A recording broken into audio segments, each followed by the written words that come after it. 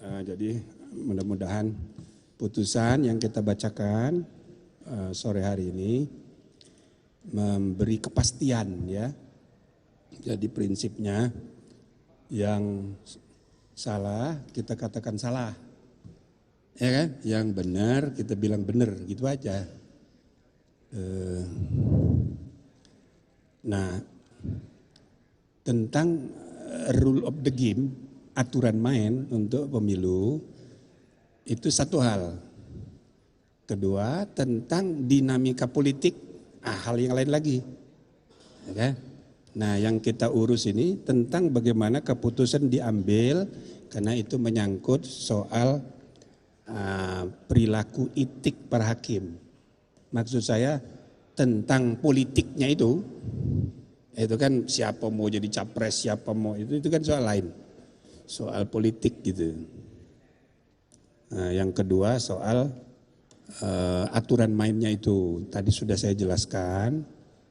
Putusan MK itu final dan mengikat. Begitu kata konstitusi. Diatur di konstitusi demikian dan juga di undang-undang sebagaimana juga sudah dipraktekkan, bahkan sudah beberapa kali ada putusan MK soal mengikatnya itu sudah jadi doktrin. Putusan Mahkamah Konstitusi bersifat final dan mengikat. Nah, di seluruh dunia kayak gitu sama. Nah, bahwa keputusan itu kita tidak suka, itu soal lain. Bahwa keputusannya diambil melalui cara yang misalnya melanggar aturan, itu soal lain lagi. Sama kayak undang-undang dibuat oleh parlemen, ya kan? Banyak yang kita tidak suka undang-undang itu, tapi begitu sudah disahkan, ya kita harus hormati. Nah, cuma kalau undang-undang ada mekanisme untuk melawannya, upaya hukum namanya judicial review. Ya, judicial review itu ada dua macam, material, formil. Kalau menyangkut prosedurnya yang kita anggap tidak tepat, itu namanya uji formil. Ya kan? Nah, kalau menyangkut materinya uji material. Nah, sekarang putusan MK ini bagaimana uji formilnya, bisa diuji enggak gitu. Nah, ini belum, itu saya baca itu Pak Denny Indrayana berusaha lagi uji formil. Tapi kan tetap di MK. Tetap di Mahkamah Konstitusi sendiri ya, jeruk makan jeruk. Gitu loh. Nah, tapi kalau uji material bisa. Nah, itu yang suka saya ambil contoh itu yang diajukan oleh mahasiswa Universitas Nahdlatul Ulama itu. Jadi ini belum pernah terjadi ya, putusan MK yang mengubah undang-undang, lalu undang-undang, bukan putusan MK-nya, undang-undang yang sudah berubah karena putusan MK, itu diuji kembali. Apa itu boleh? Jawabnya boleh. Jadi itu tidak berlaku prinsip larangan nabis in idem. Karena sejak 2003 di dalam peraturan hukum acara Mahkamah Konstitusi sudah diatur. Meskipun undang-undang yang diuji sama, pasalnya sama, tapi menggunakan tolok ukur yang berbeda. Misalnya Undang-Undang Pemda ya diuji dengan pasal 18 Undang-Undang Dasar, ditolak oleh MK. Kemudian bulan depannya diajukan lagi oleh pemohon lain dengan menggunakan dalil yang berbeda. Undang-undang itu bukan bertentangan dengan pasal 18 tapi dengan pasal 28. Nah, itu boleh. Maka kasus seperti itu bisa dilakukan dengan tadi yang saya bilang. Jadi undang-undang yang sudah berubah itu kan jadi undang-undang baru. Diuji. Nah, tetapi saudara-saudara, kalaupun nanti itu dikabulkan, bisa aja dikabulkan karena dia ada hak ingkar, dia minta supaya hakimnya cuma 8. Maka komposisi pengambilan keputusan bisa berubah. Tetapi, ya kan, aturan main mengenai pemilu ini, pemilunya sudah jalan sekarang ini. Pilpresnya sudah berlangsung, tahapannya sudah jalan sehingga kayak pertandingan bola kaki, para pemain sudah masuk lapangan, sudah nendang-nendang tapi belum peluit, belum mulai. Tiba-tiba pipa bilang, ada aturan baru. Pemain yang tinggi badannya di atas 170 tidak boleh main. Pemain yang pendeknya di bawah 150 tidak boleh main. Padahal Ada yang pendek 140, ada yang tinggi 180. Itu enggak benar. Makanya putusan aturan main itu ya kalau prosesnya sudah jalan, pertandingan sudah dimulai, ya harus diberlakukan untuk pertandingan berikutnya. Jadi kalau nanti ada perubahan lagi undang-undang sebagaimana diajukan oleh mahasiswa itu berlakunya nanti 2029. Gitu loh. Nah, jadi saya berharap kita sebagai anak bangsa, mari kita memusatkan perhatian pada suksesnya pelaksanaan pemilihan umum. Ya kan? Partai pesertanya sudah jelas, calon presiden dan wakil presidennya sudah jelas. Yang tidak kita suka, tolong jangan dipilih. Gitu loh, itu aja gampangnya. Nah, jadi harapannya kita fokus saja untuk pemenangan masing-masing kelompok gitu, nggak usah saling negatif campaign, ya kan, kampanye negatif, apalagi kampanye hitam. Jadi biar anak bangsa kita ini fokuslah untuk menyukseskan pemilu 2024 dengan damai dan dengan terpercaya.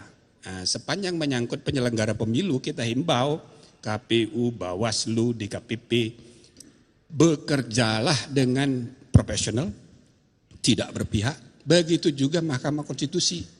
Gitu. Kita tidak mau hakim konstitusi berpolitik. Nah, jadi biarlah para hakim kita ini belajar dari putusan MK-MK ini. Nah, kita tidak tahu bagaimana responnya. Kita tunggu besok. Saya yang jelas putusan MK-MK sudah kita umumkan tadi langsung berlaku sejak ditetapkan. Sehingga tidak perlu ya adanya majelis banding. Karena majelis banding itu diatur di peraturan Mahkamah Konstitusi kalau sanksinya itu pemberhentian tidak hormat dari anggota. Tapi ini kan bukan dari anggota. Nah, jadi kita tafsirkan itu tidak berlaku ketentuan majelis banding itu. Bahkan kami tadi sepakat memberi rekomendasi kepada MK ke depan sebaiknya peraturan MK ini diperbaiki. Jangan ada majelis banding. Gak perlu. Ya kan, jeruk makan jeruk. Yang bentuk majelis banding siapa? Dia juga. Kecuali kalau memang dianggap penting, nah sebaiknya diatur di undang-undang. Jangan diatur sendiri dalam PMK. Gitu. Nah, jadi begitu saudara-saudara sebagai pengantar. Silahkan kalau ada yang mau tanya. Satu-satu dong. Yang rambut panjang dulu, baru yang rambut pendek. Yuk rambut panjang juga. Silakan.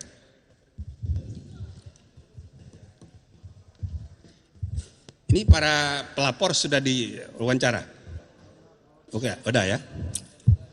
Silakan. Selamat malam Prof. Jimli, saya Vito dari kompas.com. Kompas. Ya, mau tanya pertama, tadi Prof. Jimli menyarankan supaya kalau misalkan yang gugatan BEM Unusia itu nanti bisa mengubah pasal itu lagi, itu berlaku di 2029. Ya. Mau tanya ke Prof. Jimli, itu pertimbangan hukumnya apa? Karena di tahun 2019 kalau aku nggak salah, itu MK juga pernah mengeluarkan putusan soal calon anggota DPD itu tidak boleh anggota partai politik. Dan saat itu Ketua Umum Partai Hanura, Pak Usman Sabtaodang itu sudah masuk DCT dan akhirnya harus dicoret dari DCT. Artinya bisa diberlakukan di tahun yang sama ketika pertandingannya sudah berjalan, tadi mengutip istilahnya Prof. Jimli. Ya. Itu pertama. Sama yang kedua, tadi dijelaskan soal adanya dibukakan pintu intervensi pihak luar ketika membacakan putusannya Pak Anwar Usman. Itu seperti apa bentuknya? Ya. Makasih Prof. Ya, itu tidak semuanya harus diungkap. Pokoknya itu sudah kita temukan jadi alasan untuk kita memberhentikan dari ketua. Gitu aja. Nggak usah terlalu detail.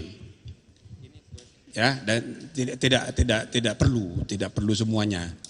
Dan masyarakat juga nggak perlu tahu semuanya. Karena nggak ada gunanya juga, nanti memecah belah. Ya, itu kedua. Ini prinsip aja, kalau aturan main mau diubah, pertandingannya itu jauh hari. Soalnya kalau tidak itu menimbulkan ketidakpastian dan salah kayak main bola tadi loh. Masa yuk berapa tingginya? Tiba-tiba harus disuruh keluar padahal sudah nendang-nendang bola, itu enggak benar, enggak adil itu. Jadi diberlakukan untuk berikutnya. Tapi ada beberapa kasus. Satu misalnya ya, Itu keputusan mengenai sistem proporsional tertutup menjadi terbuka. Itu 7 hari sebelum pemungutan suara 2019. Tuh. Ya dikacau itu gara-gara itu. Gitu. Nah ada satu lagi yang kedua, ketentuan mengenai verifikasi administrasi. Itu 2014. Tiba-tiba keluar ketentuan baru berdasarkan putusan MK, verifikasi itu berlaku untuk semua partai termasuk partai lama. Sedangkan partai lama itu sudah menikmati aturan bahwa partai yang sudah duduk di DPR itu tidak perlu diverifikasi lagi. Maka mereka tidak awas sehingga tidak disiapkan administrasinya. Begitu putusan MK keluar, ya kan? Ternyata nggak ada yang memenuhi syarat. Itu kejadian 2014 terjadi. Cuma ya kan ketua KPU-nya datang sama saya waktu itu, saya ketua DKPP. Prof ini bagaimana ini? Masa cuma, saya nggak usah sebut ya, cuma satu partai yang lolos. Cuma satu partai yang lolos. Oh jadi dia tanya, waduh kalau pemilu pesertanya cuma satu ya bukan pemilu dong. Ya kan, bukan pemilu, saya bilang itu pemilihan khusus. Ya, jadi udah ayo saya bilang yuk diam aja nggak usah diumumkan. Ya kan gara-gara putusan MK ini. Itu loh ya. Jadi akhirnya ditetapkan semua partai yang sudah duduk di parlemen itu lolos dan kemudian ditambah partai-partai baru. Gitu adanya. Jadi memang ada kejadian kayak begitu. Kedua, tahun 2019 yang lalu soal KTP. Itu KTP itu diputuskan di sini tidak sempat mengubah peraturan KPU. Maka apa yang terjadi oleh KPU? KPU tidak sempat menggunakan, persis kayak kalau sekarang masih bisa, DPR sudah tapi waktu putusan dibuat DPR kan lagi reses. Kewajiban untuk konsultasi cuma 2 hari, enggak bisa. Nah, walaupun akhirnya bisa, tapi untuk kasus KTP itu 1 hari. Sebelumnya. Jadi KPU menempuh cara, ya udah peraturan KPU-nya nggak usah diubah, tapi implementasinya dengan surat edaran kepada semua komisioner di daerah gitu. Pokoknya harus pakai KTP cukup. Ah gitu loh. Jadi maksudnya aturan main tuh sebaiknya tahapan pemilu itu sebelum dimulai. Kalau sudah mulai menimbulkan masalah, tidak pasti. Nah, apalagi untuk pilpres. Ini kalau aturan main tiba-tiba diubah tengah jalan, itu akan menimbulkan kekacauan. Nah, sekarang pilpres ini besok tanggal 8, udah pasti calonnya. Sedangkan judicial review yang mahasiswa tadi saya bilang, itu kan bisa 1 bulan itu. Ya nggak bisa lagi, nggak bisa berubah lagi. Gitu loh, jadi tidak mungkin mengalami perubahan, sehingga saya berharap masyarakat bisa kita jelaskan bahwa capres yang 3 ini ya sudah, ini sudah final gitu, tinggal formalitasnya oleh KPU. Sekarang bagaimana rakyat Indonesia memusatkan perhatian untuk memilih salah satu. Yang kita nggak suka jangan dipilih. Nah gitu aja. Waktu nggak banyak lagi daripada bertengkar nggak keruan. Jadi kita fokus untuk memilih dan tidak memilih, gitu aja. Cuma sebaiknya jangan golput, itu aja. Nah terus yang rambut panjang dulu, yang pendek-pendek belakangan. Oh nanti yuk ya. Dia lebih panjang rambutnya. Oh iya. Silakan. Selamat malam Prof, saya Hedi dari Kumparan. Mana? Dari Kumparan. Hedi. Oh Kumparan. Mau bertanya soal ini, tadi ada pertanyaan soal ini kan awalnya kenapa banyak laporan kemudian muncul itu karena di publik ramai juga gitu. Nah ada pertanyaan, ini putusan MK ini nanti dampaknya ke publik apaan gitu. Karena soal putusan 90 tadi itu ternyata MK menganggap tidak bisa tidak punya kewenangan untuk merubah itu, tapi kan beberapa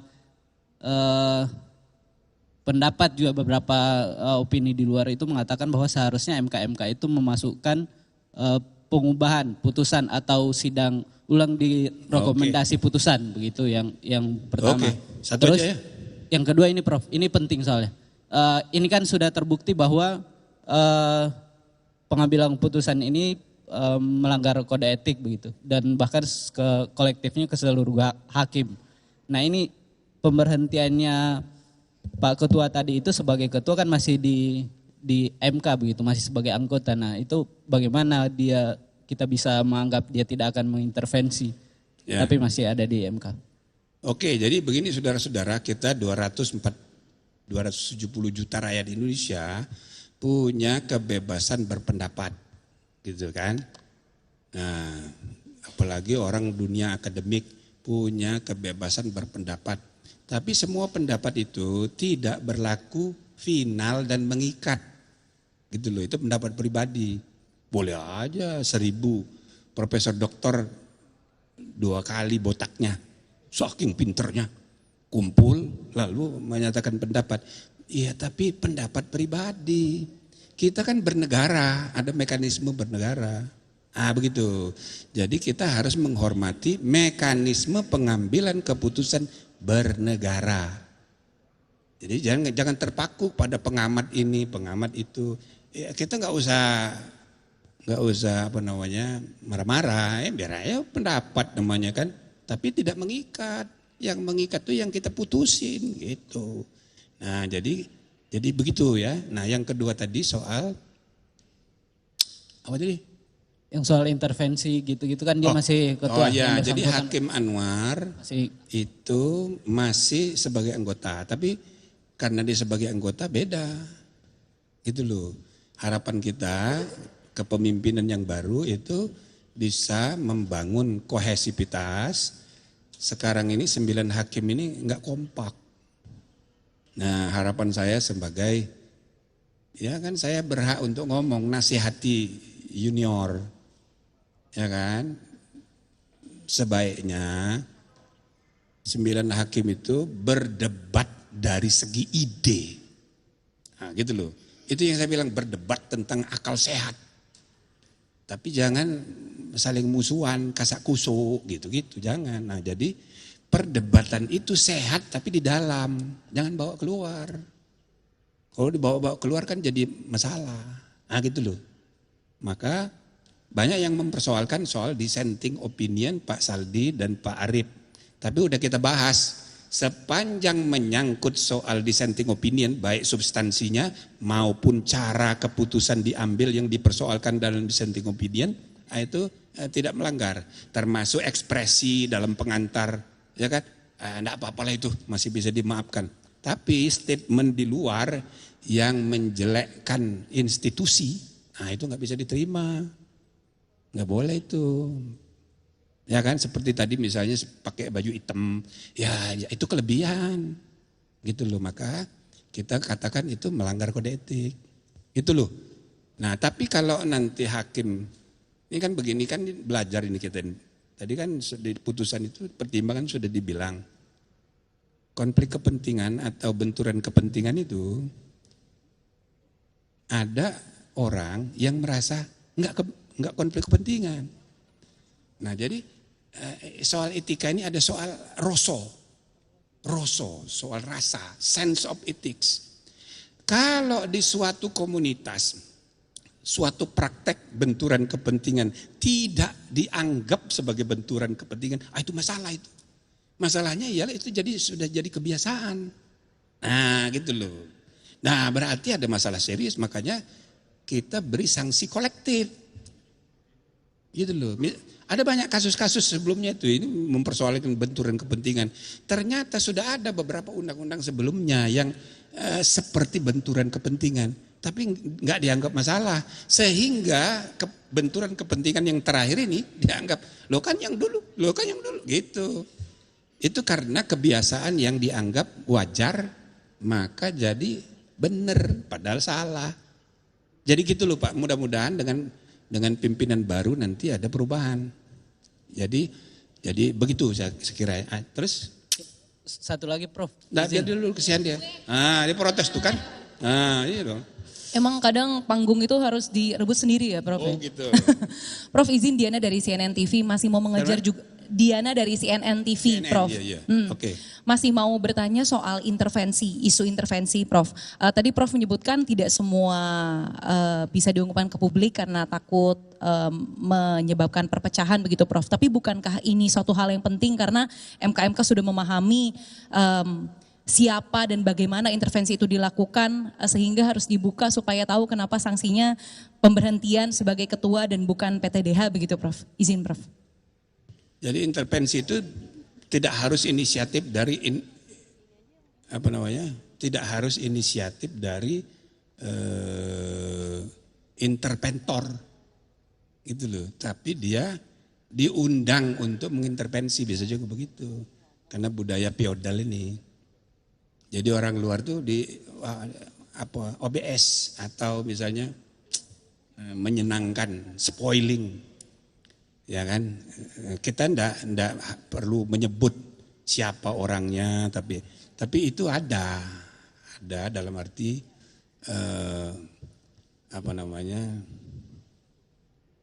ya sebenarnya sudah jadi semacam praktek juga di banyak tempat. Nah makanya dunia hakim itu harus menyendiri, dia jangan bergaul dengan pengusaha, jangan bergaul dengan politisi. Makanya selalu saya sebut contoh itu di Jerman, pusat politik itu di Berlin, pusat bisnis di Frankfurt dan München. Tapi semua Mahkamah Agung, Mahkamah Konstitusi, Mahkamah Administrasi, Jaksa Agung, semuanya di kota kecil namanya Karlsruhe. Nah itu, jadi karena idealnya para penegak hukum dan keadilan itu punya komunitas sendiri. Tidak bergaul dengan pengusaha, kan? Tidak bergaul dengan politikus. Nah, tapi kita ini sudah biasa gitu loh. Ya, coba itu ada yang main olahraga dengan para pihak, itu kan jadi masalah gitu. Nggak usah saya sebut nama, kan udah tahu saudara semua. Nah, jadi saya nggak bisa ungkapkan, tapi yang jelas kita mendapatkan temuan, wah ini bahaya nih. Praktek yang membahayakan independensi peradilan, ya itu aja. Silakan, ada lagi? Habis? Saya berarti Prof, ini penting soalnya Prof. Benar-benar kumparan ini. Ini penting untuk untuk publik juga. Ini soalnya kan nanti bisa jadi. Coba berdiri dong, biar lu masuk TV. Enggak. Ini orang akan mempertanyakan itu putusan 90 kemarin itu kekuatan hukumnya nanti bagaimana? Apakah ada kemungkinan digugat dan itu akan berpengaruh ke capres yang diuntungkan dengan putusan itu? Ya kan sudah saya bilang tadi, putusan MK itu final dan mengikat. Tapi undang-undang yang berubah karena putusan MK itu kan undang-undang, bisa direview. Nah, itu contohnya yang mahasiswa itu. Tapi review itu akan berlaku kalau berhasil untuk pemilihan umum 2029. Jadi mari kita memahami aturan main udah selesai, udah final. Gitu loh, aturan main ini sudah final. Jadi jangan lagi memperdebatkan aturan main. Gitu. Mari fokus untuk ke depan. Jadi undang-undang ya sudah diputus, sudah dilaksanakan implementasinya oleh KPU, ya kan? Tinggal besok mereka akan membuat keputusan tentang pengesahan capres cawapres, gitu kan? Nah ini untuk kepastian. Jadi saya mantan ketua MK, mantan ketua DKPP, jadi saya ngerti bagaimana cara bekerjanya penyelenggara pemilu. Zaman saya DKPP itu 340 yang kena sanksi penyelenggara pemilu itu. Hampir 50 lebih yang kita pecat. Gitu loh. Jadi masih banyak ini kualitas dan integritas penyelenggaraan demokrasi kita ini masih, makanya demokrasi kita kan the third largest quantitatively, secara kuantitas. Tapi kualitasnya, indeks demokrasi kita masih di urutan 54. Jadi masih jauh, makanya kita harus meningkatkan terus kualitas dan integritas pemilu kita, ya, kualitas dan integritas demokrasi kita, gitu. Jadi sekali lagi terakhir ya, supaya semua media membantu mengarahkan publik, ya kan? Enggak usah lagi mempersoalkan yang sudah-sudah. Yang salah kita sudah bilang salah, aturan main sudah sah, sudah berlangsung, iya sudah kita fokus ke depan aja. Gitu saya rasa ya. Cukup? Assalamualaikum warahmatullahi wabarakatuh. Nah, udah assalamualaikum nih. Oke, terakhir.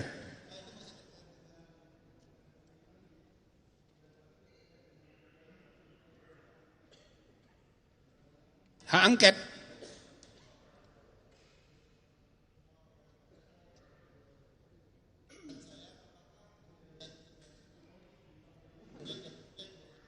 Oh, jadi DPR itu mengawasi pemerintah.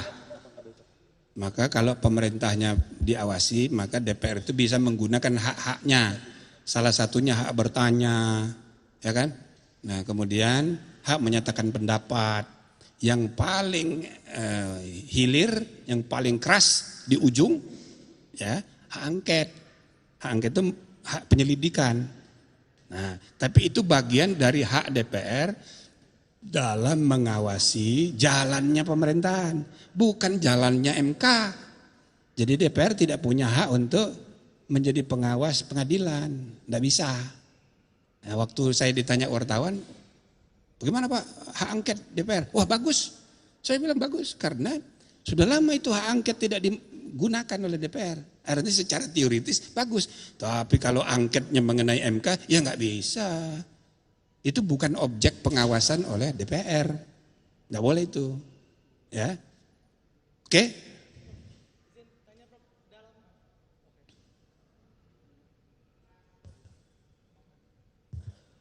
Izin bertanya Prof, saya Eris dari Tribun News. Dalam putusan hari ini kenapa tidak didorong pembentukan MK-MK secara permanen, Prof? Terima kasih.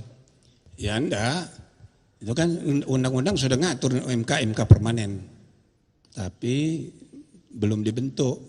Maka MK ini hanya ad hoc. Terima kasih saudara ingatkan, jadi terima kasih saudara-saudara.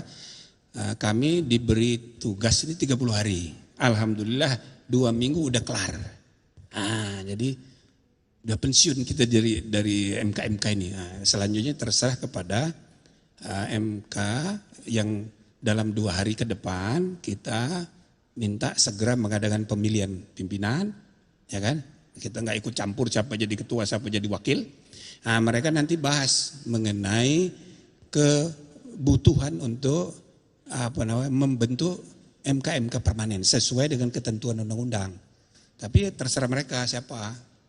Ya mungkin tidak usah kami berdua lagi, Pak Wahid masih bisa lah. Ya barangkali cari yang lain yang kira-kira bisa menjalankan tugas untuk permanen. So kalau permanen repot juga. Saya bersyukur nih ad hoc. Kalau nggak ad hoc, wah repot nih. Gitu. Ya, jadi tanya sama ketua yang baru nanti 2 hari lagi. Mau dibentuk permanen atau kapan, lalu siapa aja, ya. Cukup ya? Oke. Assalamualaikum warahmatullahi wabarakatuh.